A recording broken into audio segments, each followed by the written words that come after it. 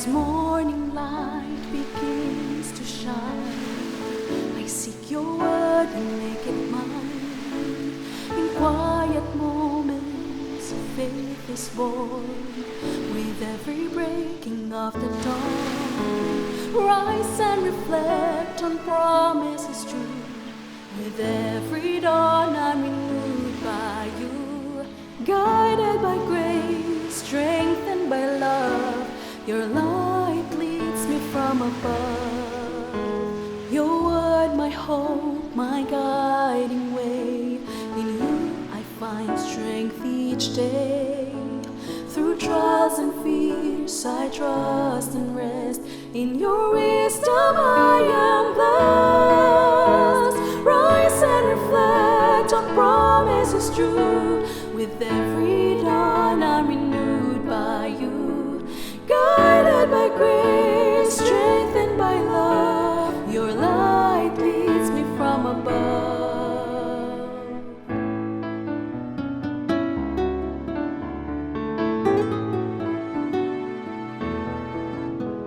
Your word, my hope, my guiding way.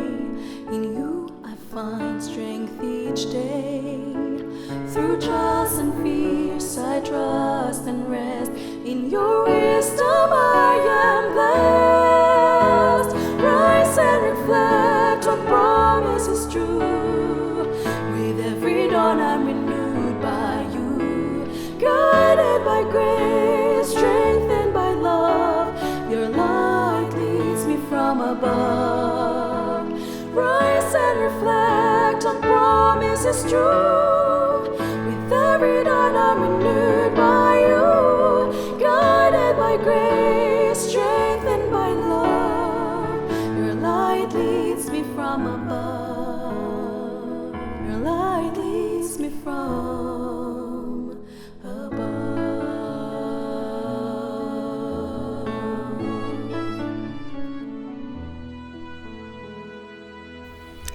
Isang bago at punong-puno ng pag-asang umaga muli, kaibigan. Ako ang inyong kaibigan, Ner Caranza, nagsasabing, because of the Lord's great love, we are not consumed, for His compassions never fail. They are new every morning. Kaibigan, napakabuti ng ating Panginoon. Muli niyang ipinahiram ang buhay na ating taglay ngayon. Ginising tayo sa umagang ito upang patuloy tayong makapaglingkod, papurihan, pasalamatan ang kanyang dakilang pangalan. Great is His faithfulness. Ikaw ay nakikinig dito sa ating himpilan, AWR 89.1 FM, at ito ang ating palatuntunang Rise and Reflect, kung saan ay pinasisimula natin ang bawat araw sa pagbabalik ng pasasalamat sa ating Panginoong Diyos, pagbabasa ng kanyang salita at pananalangin. Muli, isang pagbati ng napakagandang umaga sa inyong lahat. Saan man po kayo naroroon, anumang mga platforms ng media ang inyong pinakikinggan, kayo po ay welcome dito sa ating himpilan, AWR 89.1 FM, sa ating programang Rise and Reflect. At atin pong ipagpapatuloy ang ating pagbabasa ng banal na salita ng ating Panginoon mula po sa Genesis chapter 32, verses 22 hanggang 32 po tayo. At mula sa Ang Bible Pinoy Version, pakinggan niyo po ang nakasulat. Nung gabi ring yon, bumangon si Jacob at sinama niya yung dalawa niyang asawa, yung dalawang katulong na naging asawa niya at yung 11 niyang anak, at tumawid sila sa Jabbok River. Tapos tinawid din niya lahat ng mga property niya, pero nagpaiwan siyang mag-isa. Tapos may lalaking dumating at nakipag-wrestling sa kanya hanggang bago sumikat ang araw. Nung ma-realize nung lalaki na hindi na siya mananalo kay Jacob, hinampas niya si Jacob sa may balakang at na-dislocate yung buto nito. Sabi nung lalaki, "Bitawan mo na ako, mag-uumaga na." Pero sabi ni Jacob, "Hindi kita pakakawalan hanggat hindi mo ako binibless." "Anong pangalan mo?" tanong nung lalaki. "Jacob," sagot naman niya.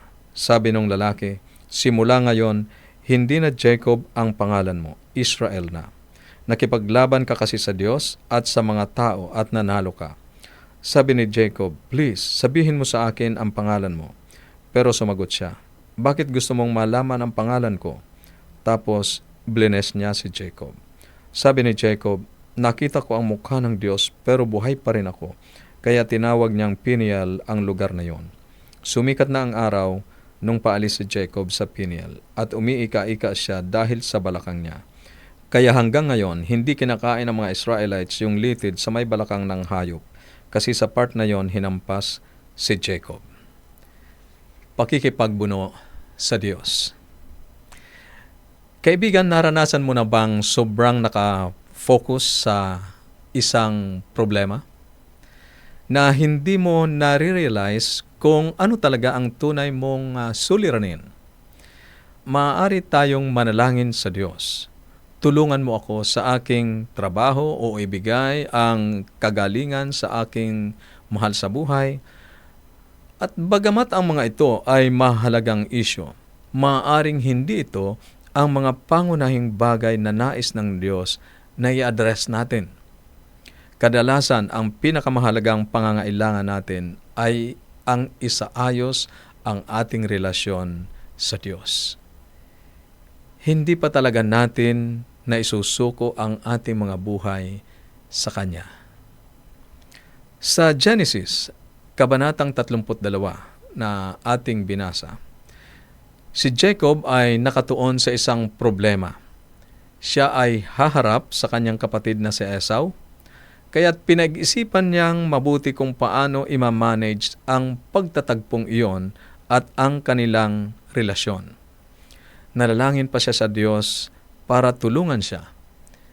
Si Jacob ay pinangalanang Jacob sapagkat siya ay lumabas sa sinapupunan na nakahawak sa sakong ng kanyang kapatid na si Esau sa Genesis chapter 25 verse 26. Mula noon ay parang lagi na siyang may struggle o pakikipagbuno sa mga tao. Ninakaw niya ang pagpapala ni Esau at pagkatapos ay nakipagpunyagi sa kanyang tiyuhin na si Laban sa loob ng 20 taon. Matapos nakawin ni Jacob ang basbas ni Esau, napabulala si Esau, hindi ba talaga tama ang pangalang Jacob para sa kanya? Sa talatang 24, nang nag-iisa na siya, may dumating na isang lalaki at nakipagbuno sa kanya. Nagbunuan sila hanggang mag-uumaga. Buong gabi, nakipagbuno si Jacob sa isang misteryosong lalaki. Ang Diyos ay dumating sa anyo ng isang anghel upang makipag-wrestling kay Jacob. Sa talatang 4 ng Hosea, Kabanatang 12, ganito ang nakasulat. Sa pamamagitan ng anghel at nagtagumpay siya, umiiyak siya habang nagmamakaawang pagpalain siya ng anghel. Nakita niya ang Diyos sa Bethel at doon nakipag-usap ang Diyos sa kanya. Tumutukoy doon sa pagtatagpo ni Jacob at ng ating Panginoon sa anyo ng anghel. Talatang 25 ng Genesis 32 na ating binasa. Nang mapansin niya na hindi niya matatalo si Jacob ng anghel na yon, pinisil niya ang balakang ni Jacob. Sa ibang salin ay pinalo niya at nalinsad ang magkatapat na buto nito. At sinabi ng tao, bitawan mo na ako dahil mag-uumaga na. Pero sumagot si Jacob, hindi kita bibitawan hanggat hindi mo ako babasbasan. Nagtanong ang tao sa kanya, anong pangalan mo? Sumagot siya, Jacob. Sinabi ng tao, simula ngayon, hindi na Jacob ang pangalan mo, kundi Israel, na dahil nakipagbuno ka sa Diyos at sa mga tao, at ikaw ay nagtagumpay. Kaibigan, matapos ma-dislocate ng Diyos ang kanyang balakang, ang balakang ni Jacob, hindi pa rin sumuko si Jacob. Hindi talaga siya bumitaw. Kumapit siya sa Diyos at humingi ng pagpapala. Pagkatapos ng pakikipagpunyaging yon, pinalitan ng Diyos ang pangalan ni Jacob ng Israel, na ipinahahayag na siya ay nakipagbuno, nakipagpunyagi sa Diyos at sa mga tao at nagtagumpay. Isang magandang pakikipagpunyagi at pakikipagbuno. Ngunit ito ay ibang uri ng pagtatagumpay sapagkat si Jacob ay hindi nagtagumpay dahil sa kanyang lakas, kundi nakipagbuno siya sa Diyos dahil sa kanyang desperation at pagiging mahina. Wala siyang kakayahan sa kanyang sarili para malagpasan ang kanyang susuungin na pakikipagharap sa kanyang kapatid para maging maayos ang kanilang relasyon at maibalik sa dati. Wala siyang masulingan, wala na siyang matatakbuhan. Kaibigan, ito ay hindi lamang kwento ng spiritual na pagbabago ng isang tao o pagpapalit ng pangalan. Ito ang kwento ng pagkakatatag ng isang bagong bansa. Ang kapangalan ng Israel ay isa na nagtagumpay sa pamamagitan ng pagkatalo. Sa tuwing gagawa ng hakbang si Jacob, sa natitirang bahagi ng kanyang buhay, kaibigan, naaalala niya ang kanyang pagtitiwala sa Panginoon at sa kanyang walang kakayahan. Sa matinding awa ng Diyos, siya ay nagtagumpay. Kaibigan, naranasan mo na bang makipagpunyagi, makipagbuno sa Diyos? Sa iyong talagang pagnanais na maayos ang problema na iyong kinakaharap, anong mga pangyayari ang nag-udyok sa iyong pakikibaka na iyon? Ano ang natutunan mo sa pamamagitan ng karanasang iyon? Para sa iyong insight and reflection, maaari kang magpadala sa ating mga numero 0917-1742-777,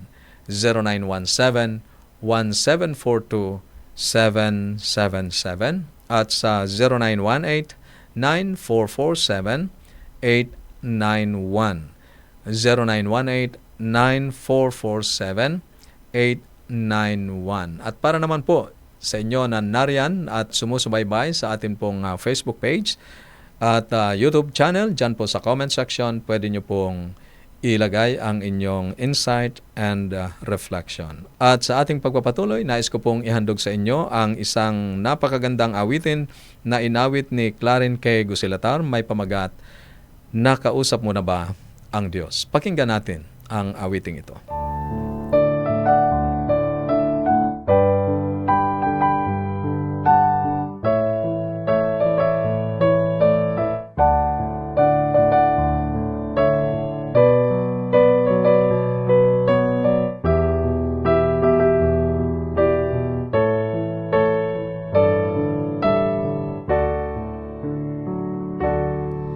Nakausap mo na ba ang Diyos sa gitna ng iyong kahirapan, sa lungkot o sa kasiyahan? Tumawag ka, siya'y naghihintay sa'yo.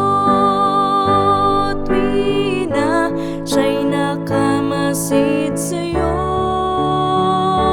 tuwi na siya'y nakikinig sa'yo, tuwi na tumawag ka. Siya'y nasa mga kabundukan, sa dagat o sa sa silido, sa karamihan. Tumawag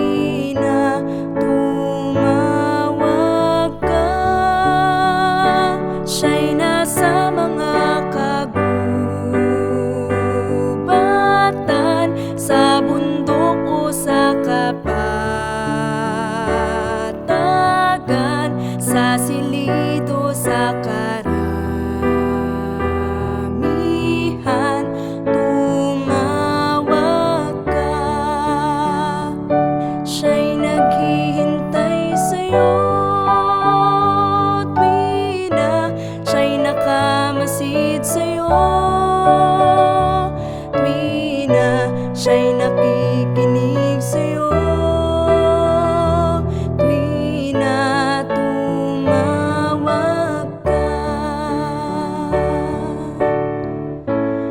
Tumawag ka.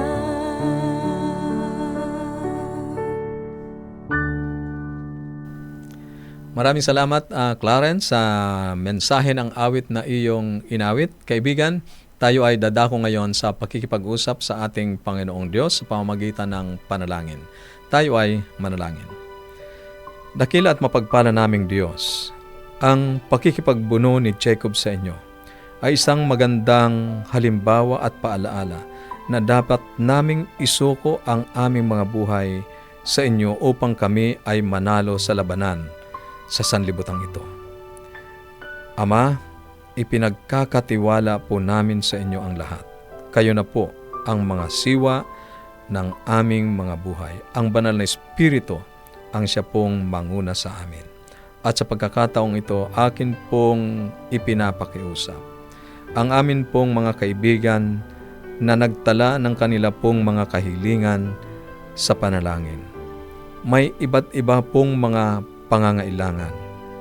Ngunit kami po ay nagtitiwala sapagkat ikaw ang Diyos na nakakakita ng lahat. Wala pong maililihim sa inyo. Alam niyo po ang aming kasalukuyan at ang hinaharap. Kaya alam niyo po ang mga makabubuti sa amin bago pa man namin hilingin ang mga kahilingang ito sa panalangin. Kaya akin pong ipinapakiusap dakilang Diyos na ang lahat na makabubuti sa amin ay tugunin niyo po sa inyong kapanahunan. At kami naman po ay tulungan ninyo na magtiwala, Panginoon, na ang inyong magiging kasagutan sa mga panalangin ito ay ang pinakamabuti para sa bawat isa sa amin. Maraming salamat po sapagkat inyo pong tutugunin ang aming panalangin, hindi dahil kami ay deserving, kundi dahil sa pangalan ng aming Panginoong Hesukristo na nagturo sa amin na kung kami ay mananalangin sa pamamagitan niya ay tutugunin niyo ang amin pong mga kahilingan. Salamat po sa pagdinig sa aming panalangin sa pangalan ng aming tagapagligtas na si Jesus. Amen. Amen. Maraming salamat muli, kaibigan, sa inyong pagsubaybay sa ating palatuntunan, Rise and Reflect. At para sa inyong patuloy na pag-aaral na salita ng ating Panginoong Diyos sa inyong mga tahanan, amin pong ini-offer ang napakagandang Bible Study Guide, Explore. Ito po ay matatanggap ninyo kung inyong ipapadala ang inyong kompletong pangalan at address, kasama ng contact numbers. Ito po ay available sa Tagalog at sa English at mapapasa inyo po ito ng libre kung inyo pong ipapadala ang inyong mga kompletong pangalan at address. Ang atin pong mga numero ay 0917-1742-777. 0917-1742-777 at sa 0918-9447-891. 0918-9447-891. Pwede rin po dyan sa ating comment section para po sa inyo na mga nakasubaybay sa atin pong Facebook page at YouTube channel. Kaibigan, sinasaliksik ninyo ang mga kasulatan sapagkat iniisip ninyo na sa mga iyon ay mayroon kayong buhay na walang hanggan at ang mga iyon ang nagpapatutuo sa ating Panginoong Diyos. Ako ang iyong kaibigan, Narcaranza, nagsasabing kung ang salita ng Diyos ang iyong gabay, ang landas mo ay hindi masisinsay. Pagpalain ka ng ating Panginoong Diyos. Susunod ang mga makalangit na awitin at ang salita ng buhay.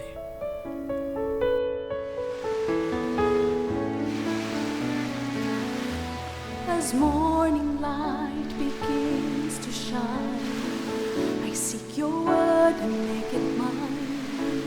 In quiet moments, faith is born.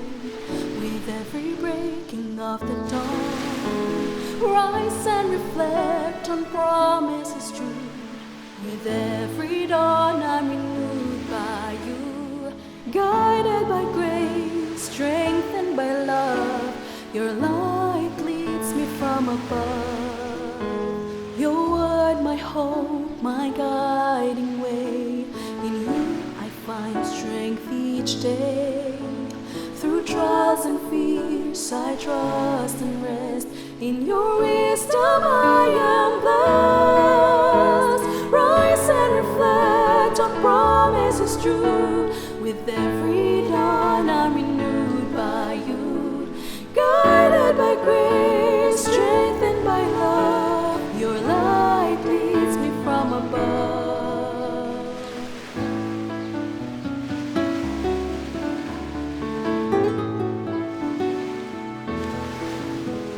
Your word, my hope, my guiding way. In you I find strength each day. Through trials and fears I trust and rest.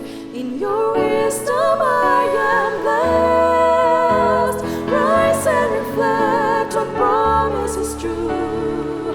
With every dawn I'm renewed by you. Guided by grace, strengthened by love. Your light leads me from above. Rise and reflect on promises true.